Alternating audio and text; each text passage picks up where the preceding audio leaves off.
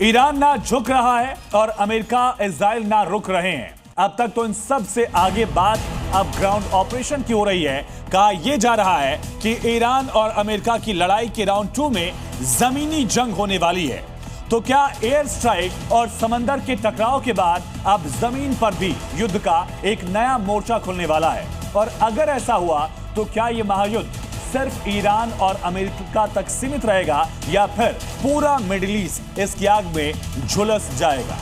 पहले air strike, फिर समंदर में संग्राम और अब जमीन पर जंग। मिडिल ईस्ट में जारी युद्ध अब और विनाशकारी हो चुकी है। एक तरफ खड़ा है ईरान और दूसरी तरफ है अमेरिका और उसके सहयोगियों का गठबंधन। पिछले 7 दिनों से मिडिल ईस्ट की फिजा बारूद की गंध से भरी हुई, मिसाइलें दागी जा रही हैं, ड्रोन आसमान में मंडरा रहे हैं और समंदर में युद्धपोतों की हलचल लगातार बढ़ रही है। यानी जंग का राउंड 1 लगभग पूरा हो चुका है। इस राउंड में आसमान से बरसी एयर स्ट्राइक और दूर दूर तक दागी गई मिसाइल। लेकिन अब हालात और खतरनाक मोड़ ले रहे हैं क्योंकि जंग का राउंड 2 शुरू होने की आशंका बढ़ गई है और यह राउंड होगा ग्राउंड ऑपरेशन का। अगर हालात इसी तरह बिगड़े रहे तो जमीन पर सैनिकों की तैनाती, सीधी सैन्य भिड़ंत और बड़े पैमाने पर ऑपरेशन की तस्वीर भी सामने आ सकती है। यानी आसमान और समंदर के बाद अब जमीन पर जंग की पटकथा लिखी जा रही है। अमेरिकी राष्ट्रपति डोनाल्ड ट्रंप ने ईरानी सेना को सख्त चेतावनी दी। उन्होंने IRGC, सेना और पुलिस के सभी सदस्यों से अपने हथियार डालने का अल्टीमेटम दे दिया। तो सवाल है कि क्या अमेरिका भी ईरान में ग्राउंड ऑपरेशन शुरू करने वाला है? क्या अब ईरान के साथ इजराइल और अमेरिकी सेना की सीधी टक्कर हो?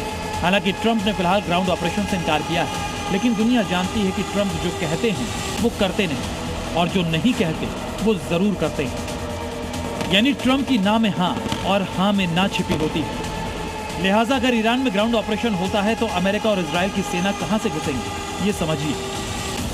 अगर अमेरिका जमीन के रास्ते ईरान में घुसना चाहे तो उसे पड़ोसी देशों की मदद चाहिए। ईरान की सीमा इराक, तुर्की, पाकिस्तान, अफगानिस्तान, अजरबैजान और तुर्कमेनिस्तान से लगती है। इनमें से कोई भी देश खुलकर अमेरिकी जमीनी हमले का समर्थन करता नहीं दिखता। दरअसल ईरान पर जमीन के रास्ते हमला अमेरिका के लिए आसान नहीं है। ईरान का भौगोलिक स्वरूप इसे और मुश्किल बना देता है। ईरान चारों तरफ से पहाड़ों और रेगिस्तानी इलाकों से घिरा हुआ है। यहाँ सैनिकों को बड़ी संख्या में ले जाना, सप्लाई लाइन बनाए रखना और लंबे समय तक टिके रहना बड़ी चुनौती है। ये बात ईरान भी जानता है और इसलिए ताल ठोक कर अमेरिका को चैलेंज कर रहा है। ईरान ने साफ चेतावनी दी है कि अगर अमेरिका ने ईरान की धरती पर कदम रखा तो उसे नर्क दिखा देंगे। एक तरफ ईरान खुलकर अमेरिका को धमकी दे रहा है तो वहीं इस बीच ईरान के खिलाफ कुर्द लड़ाकों ने जंग शुरू कर दी। कुर्द लड़ाकों ने इराकी बॉर्डर से सटे इलाकों से ईरान में एंट्री करते हुए मोर्चा संभाल लिया। इजराइल की मीडिया के मुताबिक सैकड़ों कुर्द लड़ाके इराकी बॉर्डर से ईरान के अंदर जा रहे हैं। ईरान इराक बॉर्डर पर कुर्द गुट तेहरान का विरोध करते रहे और इराक के कुर्दिस्तान इलाके से ईरान की सीमा पर काम करते हैं। यानी अमेरिका कुर्द लड़ाकों को पहले फ्रंट पर भेज रहा है, फिर इजराइल और अमेरिका की पूरी टीम उनके बैकअप के लिए खड़ी। लेकिन अगर ईरान में जंग का दूसरा राउंड जमीन पर शुरू हुआ तो फिर इसकी आग और तेजी से मिडिल ईस्ट में फैल सकती है। ईरान इसके बाद और भी खतरनाक मिसाइलों का मुंह पहाड़ी देशों, इजराइल और अमेरिकी बेस की तरफ मोड़ सकता है, जिसका अंजाम मिडिल ईस्ट में सिर्फ तबाही और तबाही ही लेकर आएगी। अमेरिका के वॉर रूम में एक और बड़ी चिंता है और इसे लेकर अब ट्रंप ने दरअसल यूक्रेन से मदद मांगी है। जो अमेरिका अब तक यूक्रेन को पैसा, हथियार सब कुछ दे रहा था, अब वो खुद ईरान से जंग में यूक्रेन के आगे हाथ फैला रहा है। क्यों मांगी ट्रंप ने ज़ेलेंस्की से मदद और क्या यूक्रेन भी मिडिल ईस्ट की जंग में शामिल होने वाला है? इस रिपोर्ट में देखिए। एक तरफ अमेरिका समंदर में ईरान को लाचार कर रहा है। फाइटर जेट और बॉम्बर बम बरसा रहे हैं।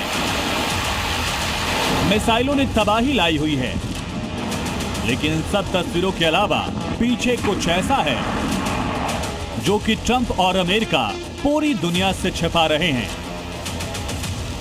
एक तरफ ट्रंप कह रहे हैं वो जंग में ईरान को तबाह कर चुके हैं, तो दूसरी तरफ खुलासा ये हुआ कि जंग के एक हफ्ते के अंदर ही ट्रंप दूसरे देशों से मदद की भीख मांगने लगे हैं।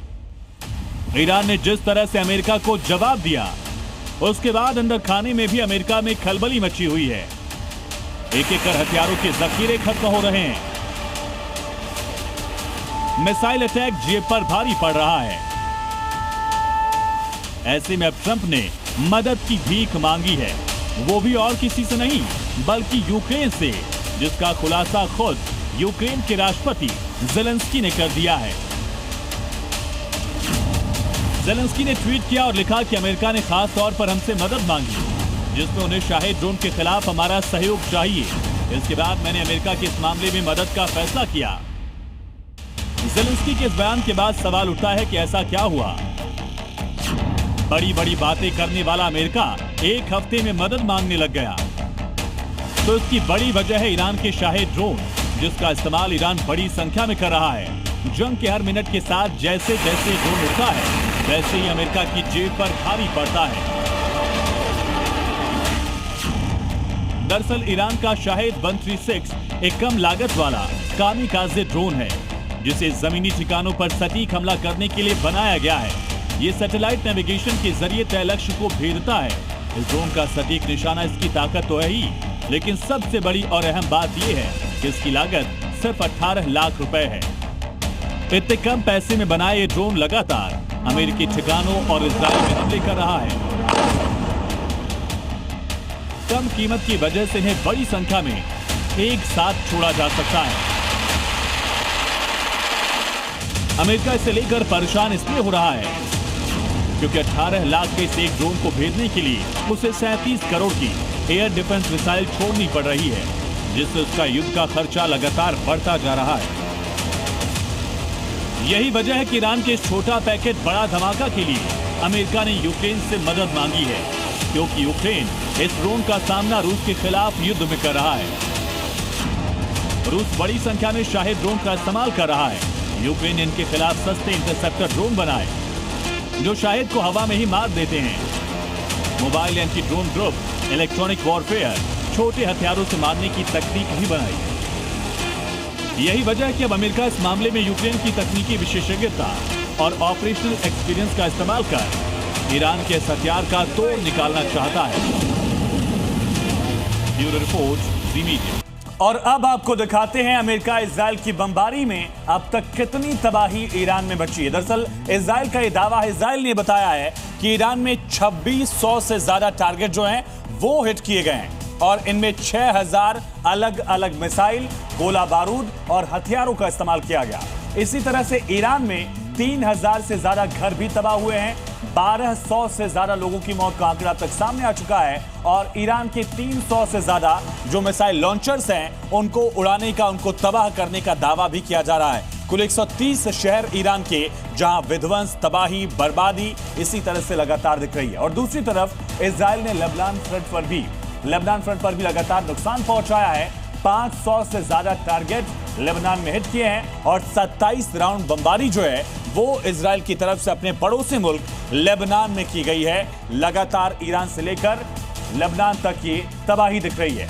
अब अगली खबर का रुख करते हैं। इजराइल अमेरिका लाख कोशिश कर रहे हैं कि ईरान पर दबाव बनाया जाए, उसे झुकने के लिए मजबूर किया जा सके, लेकिन अपने सुप्रीम लीडर खामेनेई का बदला लेने के लिए, खामेनेई के खून का बदला लेने के लिए लगातार मोर्चा उनके लड़ाके संभाले हुए हैं। साफ शब्दों में कह चुके हैं कि हार नहीं मानेंगे, हथियार नहीं डालेंगे। 7 दिन 4000 अटैक, 3000 इमारतें तबाह, 300 मिसाइल लॉन्चर बर्बाद, 1200 नागरिकों की मौत, मगर फिर भी न कोई डर, न कोई खौफ।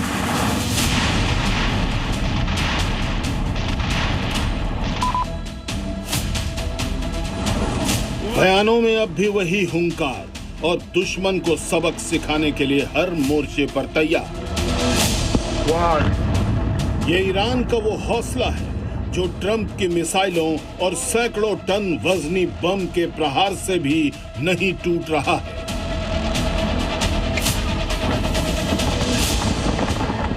भले ही आसमान से बरसते बारूद ने ईरान की जमीन हिलाकर रख दी है, मगर खामेनेई के लड़ाकों ने ठान लिया है, हार नहीं मानेंगे, हथियार नहीं डालेंगे। अमेरिका और इजराइल ने भले ही ईरान के सुप्रीम लीडर और फ्रंट लाइन मिनिस्टर्स को खत्म कर दिया है, मगर ये सिर कटे ईरानी योद्धा घुटने टेकने को तैयार नहीं है। एक तरफ ईरानी आर्मी IRGC का कहना है हम लंबे युद्ध के लिए तैयार हैं, दुश्मन को सबक सिखाकर ही रहेंगे। वहीं दूसरी तरफ ईरान के विदेश मंत्रालय का बयान है कि हमारे पास लड़ाई के सिवा कोई दूसरा विकल्प नहीं है। यह महज कोरी बयानबाजी नहीं, बल्कि अमेरिका, इजराइल और सऊदी, इराक, कुवैत, कतर और ओमान, बहरीन जैसे उनके सहयोगी देशों को भी खुली चुनौती है कि वो किसी भी दुश्मन से हार नहीं मानने वाले, मैदान जंग से पीठ दिखाकर पीछे नहीं हटने वाले। भले ही ईरान की मिसाइलें कम होती जा रही, उसके जंगी जखीरे खाली होते जा रहे हैं, मगर ईरान के लड़ने का जज्बा कम नहीं हो रहा है। आंकड़ों के मुताबिक ईरान अब तक 571 मिसाइलें और 1391 ड्रोन दाग चुका है और अब ईरान की ओर से दागी जा रही मिसाइलों की संख्या में कमी देखी जा रही है। युद्ध के पहले दिन जहां ईरान की तरफ से सैकड़ों मिसाइलें दागी गई थी, वो अब घटकर दर्जनों में रह गई हैं। इनमें से कई मिसाइल और ड्रोन को अमेरिका के डिफेंस सिस्टम ने हवा में ही मार गिराया है। अमेरिकी सेंट्रल कमांड का भी दावा है कि जंग के पहले दिन की तुलना में ईरान की बैलिस्टिक मिसाइलों की लॉन्चिंग 86% घट गई है, जबकि पिछले 24 घंटों के दौरान इसमें 23% की गिरावट दर्ज की गई है। मिडिल ईस्ट में युद्ध से पहले अनुमान था कि ईरान के पास कम दूरी की बैलिस्टिक मिसाइलें 2000 से भी ज्यादा हैं, मगर कोई भी देश अपने हथियारों की सही संख्या जाहिर नहीं करता है ताकि दुश्मन को अंधेरे में रखा जा सके। ऐसे में आशंका जताई जा रही है कि ईरान की मिसाइलें अभी तक पूरी तरह खत्म नहीं हुई है। अभी भी अमेरिका और इजराइल से लोहा लेने के लिए उसके पास पर्याप्त बारूदी भंडार है। यही वजह है कि ईरान के तेवर बरकरार है। ब्यूरो रिपोर्ट, जी मीडिया। दुनिया को अपने इशारे पर नचाने की फितरत अमेरिका की हमेशा से रही है और प्रेसिडेंट ट्रंप इस मामले में तेजी से आगे निकल रहे हैं। अपने दूसरे कार्यकाल में ट्रंप ने पूरी दुनिया को एक चेस बोर्ड समझ लिया है। एक तरफ ट्रंप ने दुनिया के आधा दर्जन से ज्यादा देशों में अपनी पसंद के लीडर को सत्ता पर बिठाया और अब दुनिया की राजनीति में दबदबा कायम करने के लिए डोनाल्ड ट्रंप अपने दुश्मनों पर बारूदी एक्शन लेने से भी पीछे नहीं है। ट्रंप ने जनवरी में वेनेजुएला से मादुरो की सत्ता को साफ किया, तो अब ईरान में खामेनेई को मारकर नया खलीफा चुनने की कवायद डोनाल्ड ट्रंप ने शुरू कर दी है। ट्रंप ने साफ कर दिया कि ईरान में नए लीडर के चुनाव में उनका होना बेहद जरूरी है। अपनी ही दुनिया तैयार कर रहे हैं डोनाल्ड ट्रंप। जिसने उठाई आवाज उसका पत्ता साफ। जो बात नहीं मानेगा उस पर बारूदी हमला। ये तमाम सवाल इसलिए क्योंकि नए साल के 2 महीने 56 दिनों का फासला और दुनिया के 2 देशों पर ट्रंप का डायरेक्ट अटैक। वेनेजुएला ने आग दिखाई तो मादुरो को ट्रंप ने सलाखों के पीछे डाल दिया और खामेनेई को तो दुनिया से ही अलविदा कर दिया।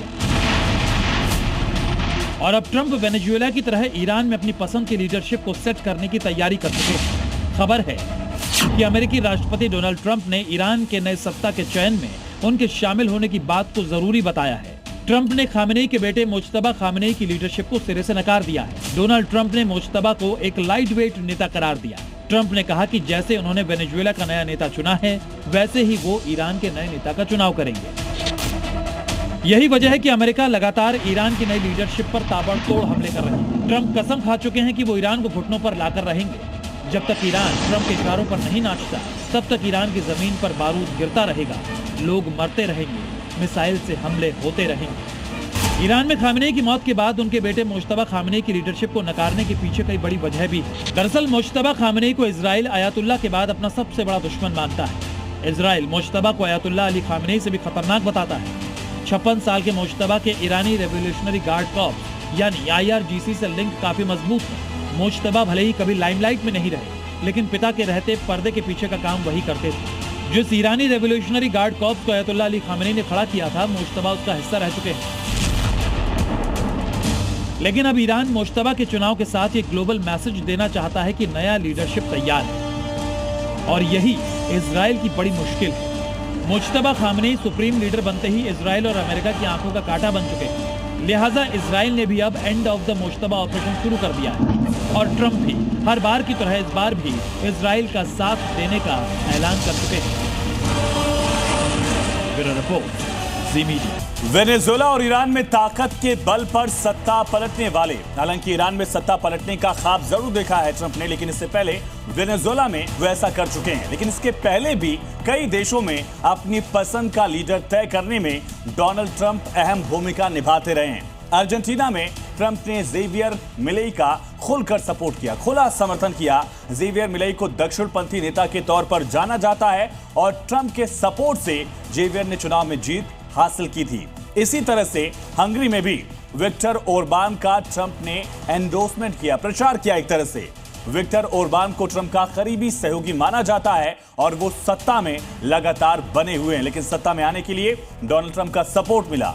जापान का भी जिक्र किया जाता है। जापान में प्रधानमंत्री बनी साने ताकाइची की पार्टी का भी डोनाल्ड ट्रंप ने समर्थन किया, जिसमें उन्होंने संसद में सुपर मेजॉरिटी हासिल की। होंडुरास में नासरी असफुरा को ट्रंप ने फ्रीडम का असली दोस्त कहकर एंडोर्स किया था, और नासरी की जीत में अमेरिकी समर्थन की बड़ी भूमिका मानी जाती रही है। इसी तरह से पोलैंड में कैरोल नवरोकी का ट्रंप प्रशासन ने खुलकर सपोर्ट किया। पोलैंड में कैरोल भी राष्ट्रपति चुनाव इस बल पर जीत गए।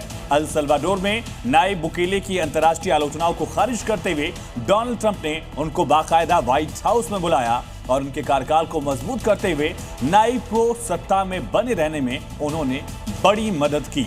वहीं मिडिल ईस्ट में भड़की जंग ने अब एक नया मोड़ ले लिया है। ईरान के जवाबी हमलों से खाड़ी के कई देश सीधे टारगेट पर आ गए हैं, जहां मौजूद अमेरिकी सैन्य ठिकाने अब खतरे में हैं। मिसाइल और ड्रोन हमलों के बीच एक बड़ा सवाल यह भी उठ रहा है कि क्या अमेरिका की रणनीति का खामियाजा उसके अपने सहयोगियों को, मुस्लिम मुल्कों को भुगतना पड़ रहा है। आखिर इस जंग का अगला मोर्चा कहां खुलेगा और इसका असर दुनिया की राजनीति और तेल बाजार पर कितना भारी पड़ने वाला है। कट्टर दुश्मन अमेरिका और ईरान एक बार फिर आमने सामने हैं। दोनों देशों के बीच तनाव और खुली जंग का रूप ले चुकी है।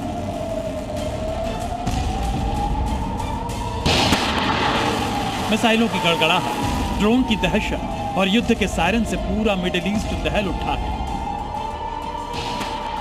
लेकिन इस महायुद्ध का सबसे ज्यादा नुकसान अगर किसी को हुआ है तो वो है खाड़ी के देश, क्योंकि अमेरिका ने ईरान पर हमला कर जो जंग की आग भड़काई, उसकी सबसे बड़ी कीमत अब इन्हीं देशों को चुकानी पड़ रही है।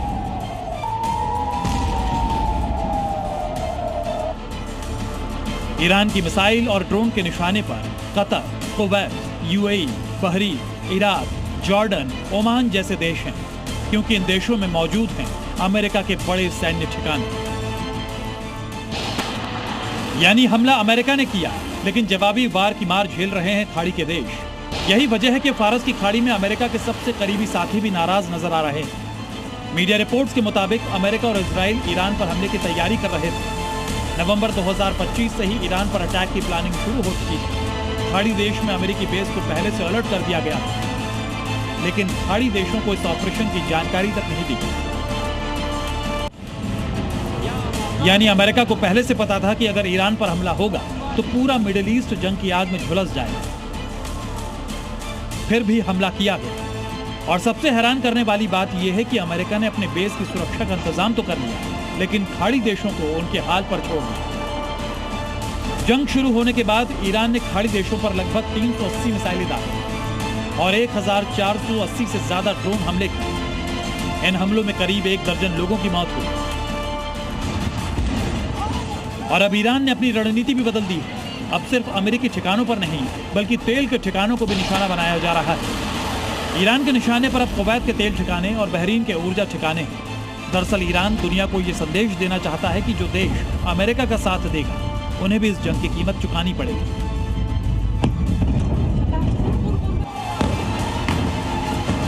यही वजह है कि अब खाड़ी देशों के आगे बड़ा सवाल है कि क्या अमेरिका ने अपने सहयोगियों को जंग के मैदान में अकेला छोड़ दिया, क्योंकि अमेरिका ने ईरान पर हमला तो कर दिया, लेकिन जब जवाबी मिसाइलें बरसने लगी तो सबसे ज्यादा खतरे में वही देश आ गए जो अब तक अमेरिका के सबसे करीबी साझेदार थे। ब्यूरो रिपोर्ट, जी मीडिया। मिडिल ईस्ट में पहले से सुलग रही जंग के बीच अब एक नया मोर्चा खुलने का खतरा पैदा हो गया है। ईरान और अजरबैजान के बीच बढ़ता तनाव अब ड्रोन हमलों और कूटनीतिक टकराव तक पहुंच चुका है। सवाल यह है कि क्या अजरबैजान अब ईरान के खिलाफ बड़ा सैन्य ऑपरेशन, सैन्य कदम उठाने जा रहा है, और क्या इससे पूरे इलाके में जंग और भड़क सकती है? क्या ईरान पर अब अजरबैजान भी हमला करेगा? क्या अजरबैजान से ईरान में ग्राउंड ऑपरेशन होगा? क्या मिडिल ईस्ट में जंग के बीच नया फ्रंट खुल गया? ये सवाल इसलिए बड़े हैं क्योंकि अजरबैजान ने भी महायुद्ध में ताल ठोक दिया और ईरान को सबक सिखाने की कसम खाई है, और उसकी वजह है ईरान का एक के बाद एक अजरबैजान पर निशाना, उस पर ड्रोन और मिसाइल से हमला।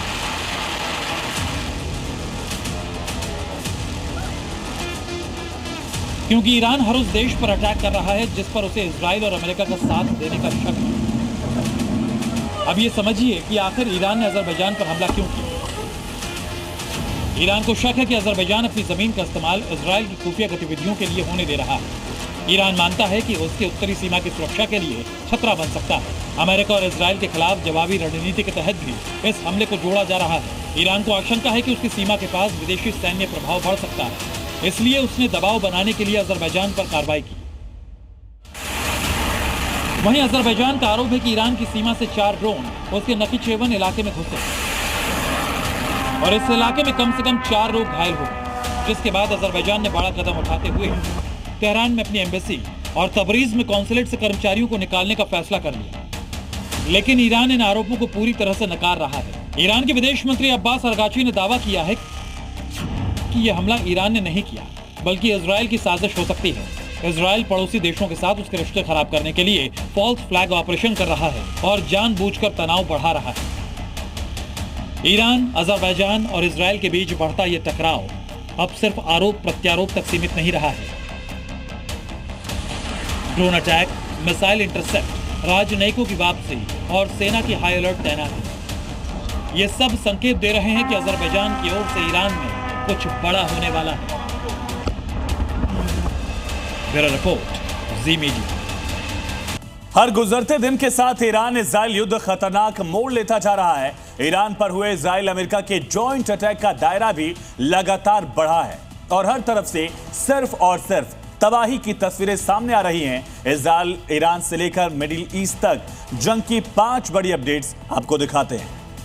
इजराइल के हमलों के जवाब में ईरान ने भी जवाबी हमले तेज कर दिए हैं। आज ईरान की तरफ से इजराइल की राजधानी तेल अवीव पर एक के बाद एक 4 मिसाइलें दागी गई। खबरों के मुताबिक ईरान की IRGC ने ऑपरेशन टू प्रॉमिस 4 के 19वें चरण में खुर्रम शहर से 4 मिसाइलें दागी। 1 टन वॉरहेड वाली ये मिसाइलें सुबह तेल अवीव के बीचों बीच बेन गुरियन एयरपोर्ट और इजरायली एयरफोर्स बेस पर निशाना बनकर गिरी। ईरान की तरफ से हुए इस अटैक के बाद तेल अवीव में चारों तरफ सायरन की गूंज सुनाई दी। खबरों के मुताबिक ईरानी मिसाइलें इजराइल की 7 लेयर एयर डिफेंस को भेद कर तेल अवीव तक पहुंची।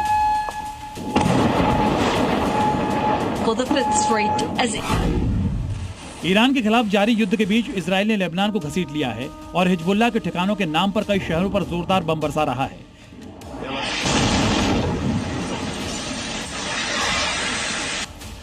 जिसके बाद हिजबुल्लाह भी जोरदार पलटवार कर रहा है। लेबनान में IDF के हमलों के बाद हिजबुल्लाह ने भी इजराइल पर मिसाइलों से हमला शुरू कर दिया। हमले का वीडियो जारी करते हुए हिजबुल्लाह ने कहा कि वो पीछे हटने वाला नहीं है। हिजबुल्लाह चीफ नईम कासिम ने इजराइल को अल्टीमेटम देते हुए कहा कि चाहे कितने भी कुर्बानी क्यों न देनी पड़े, वो सरेंडर नहीं करेगा। आपको बता दें कि लेबनान पर इजराइल के हमले में 100 से ज्यादा लोग मारे जा चुके हैं और अभी भी IDF का हमला जारी है। रमजान के महीने में मुस्लिम देशों में शुरू हुई जंगी घमासान ने ईरान के साथ साथ मिडिल ईस्ट की तस्वीर भी बदल दी। आज जुमे के रोज ईरान की राजधानी तेहरान में हजारों लोग अमेरिका और इजराइल के विरोध में सड़कों पर उतरे। नमाज के बाद काले कपड़ों में सैकड़ों की संख्या में महिलाओं और पुरुषों ने सड़कों पर जुलूस निकाला। लोगों ने हाथों में ईरान के झंडे और खामनेई की तस्वीरें ले रखी थी। मिडिल ईस्ट में छिड़े महायुद्ध की तस्वीरें ईरान के बुशहर शहर से सामने आई हैं। बुशहर के एयरपोर्ट पर हवाई हमले के बाद भयंकर ब्लास्ट हुआ और आसमान में धूल और धुएं का पहाड़ खड़ा हो गया। ब्लास्ट इतना भयानक था कि धुएं का गुबार देखते ही लोग जान बचाकर भागने लगे, अपनी जान बचाने के लिए जगह ढूंढते नजर आए। मिडिल ईस्ट में हर दिन ऐसे हालात बनते जा रहे हैं जैसे खतरनाक ताकतें एक दूसरे को मिटाने पर ही आमादा हो। जंग की तस्वीरों को देखकर ऐसा लगता है कि ईरान का हाल भी सीरिया और सूडान जैसा ना हो जाए।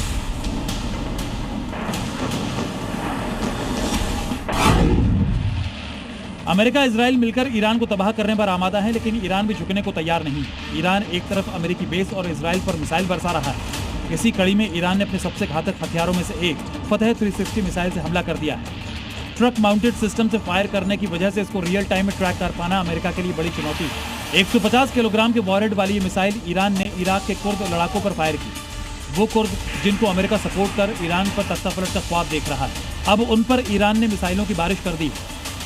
और अब आपको दिखाते हैं ईरान युद्ध के बीच पाकिस्तान में किस तरह से बवाल मचा हुआ है। एक तरफ सरकार के रुख से शिया मुसलमान नाराज हैं, प्रदर्शनकारियों के साथ जिस तरह की बर्बरता की गई उसके खिलाफ देश भर में, पूरे पाकिस्तान में विरोध शुरू हो गया है। वहीं अफगानिस्तान मोर्चे पर भी मुनीर बुरी तरह से घिर गया है। आखिर कैसे रमजान के महीने में इस्लामाबाद से काबुल तक मुल्ला मुनीर की बर्बादी की दुआएं पढ़ी जा रही हैं, तस्वीरों के साथ पूरी डिटेल इस रिपोर्ट में देखिए। खामेनेई के नाम पर संग्राम, मुनीर के मुल्क में कोहराम, तबाही का सता रहा डर, इस्लामाबाद में लगे कंटेनर, मुनीर के खिलाफ डबल मोर्चा, बॉर्डर पार अफगानों ने घेरा। पाकिस्तान के fake field marshal Asim Munir ने सोचा था ओपन फायर करवाकर 10-20 लोगों की जान लेकर ट्रंप के खिलाफ उठने वाली आवाजों को दबा देगा, खामेनेई समर्थकों को कुचल देगा, लेकिन कातिल मुनीर का ये दांव उल्टा पड़ गया है। पाकिस्तान के करीब 4 करोड़ शिया मुसलमान बुरी तरह भड़क गए हैं। पूरे पाकिस्तान को बंद करने का अल्टीमेटम दे दिया है। आज जुमे की नमाज के बाद इस्लामाबाद में बड़े पैमाने पर खामेनेई समर्थक शिया मुसलमान जुटे और आक्रोश जाहिर किया। दूसरी तस्वीर में देखिए प्रदर्शनकारियों को रोकने के लिए किस तरह से इस्लामाबाद में पूरे इलाके को कंटेनर से ब्लॉक कर दिया गया। पहले शिया मुसलमानों पर गोलियां बरसाई गई और अब सेना पुलिस को प्रदर्शनकारियों के रास्ते बंद करने के आदेश दिए गए हैं। ट्रंप के डर से कसाई मुनीर कितनी भी बर्बरता कर ले, लेकिन शियाओं का गुस्सा बढ़ता ही जा रहा है और ये आग थमने वाली नहीं है। पेशावर की ये तस्वीर देखिए। खामेनेई को लेकर विरोध अब पाकिस्तान की यूनिवर्सिटी कॉलेज में भी पहुंच रहा है। आज पेशावर यूनिवर्सिटी में धर्मगुरुओं और छात्रों ने मार्च निकाला।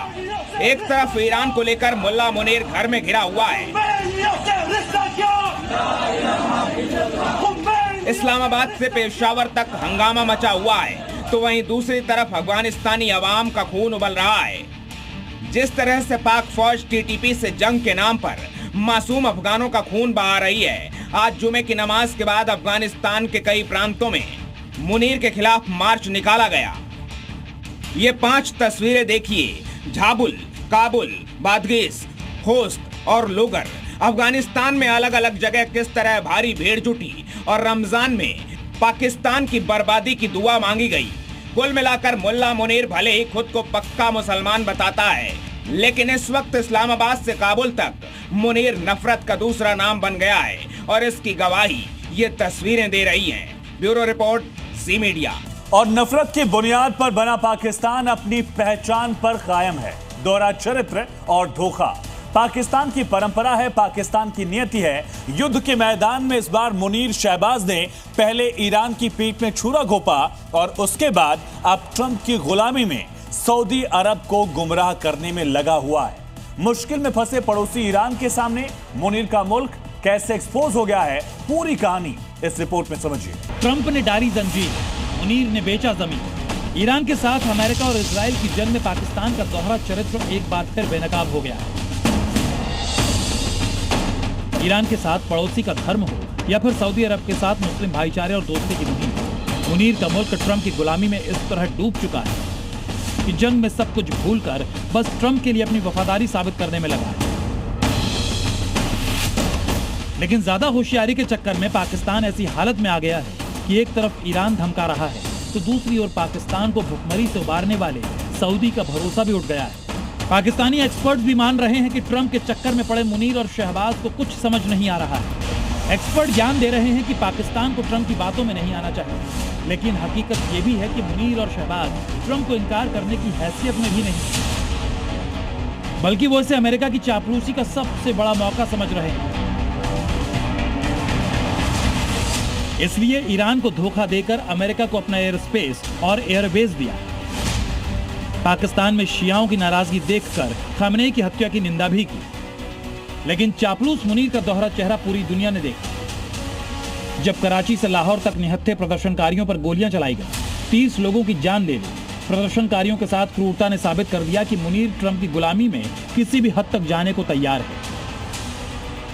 लेकिन पाकिस्तानी एक्सपर्ट्स के मुताबिक ट्रंप का कोई ठिकाना नहीं है। आज तारीफें चल रही हैं, कल कुछ भी हो सकता है। ईरान की जंग में पाकिस्तान का चूल्हा कभी भी बुझ सकता है और उसकी वजह है पाकिस्तान में एलपीजी की किल्लत। रिपोर्ट्स के मुताबिक दरअसल पाकिस्तान में महज 15 दिनों का ही एलपीजी का स्टॉक बचा है और पाकिस्तान का तेल भी लगातार सूख रहा है। यानी जंग के हालात अगर नहीं सुधरे तो फिर पाकिस्तान में पावर क्राइसिस तय है। लेकिन इसकी तपीश सबसे ज्यादा अगर किसी देश को झुलसा रही तो वो है पाकिस्तान।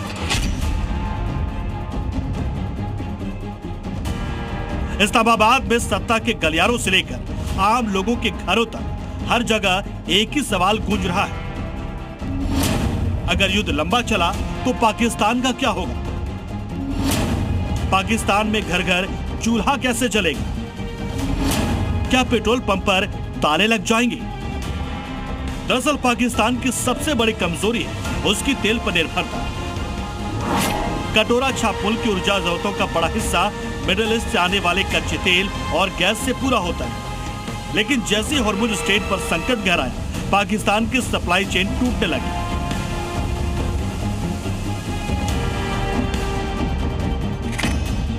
और अब हालात इतने खराब हो चुके हैं कि पाकिस्तान ने खुद स्वीकार कर लिया कि उसके पास कुछ दिनों का ही तेल बचा है। आंकड़े बताते हैं कि पाकिस्तान के पास 28 दिन का डीजल, 10 दिन का कच्चा तेल और सिर्फ 15 दिन की एलपीजी बची है। और अगर हालात ऐसे रहे तो आने वाले कुछ दिनों में पाकिस्तान की रसोई पर संकट मंडराने लगेगा, क्योंकि 15 दिन में गैस और एलपीजी की किल्लत शुरू होते ही देश के लाखों घरों में चूल्हे ठंडे पड़ सकते हैं। और अगर युद्ध 100 दिन तक खिंच गया तो 28 दिन के अंदर पाकिस्तान के पेट्रोल पंप सूख जाएंगे। सोचिए, जब पेट्रोल ही नहीं होगा तो गाड़ियां कैसे चलेंगी?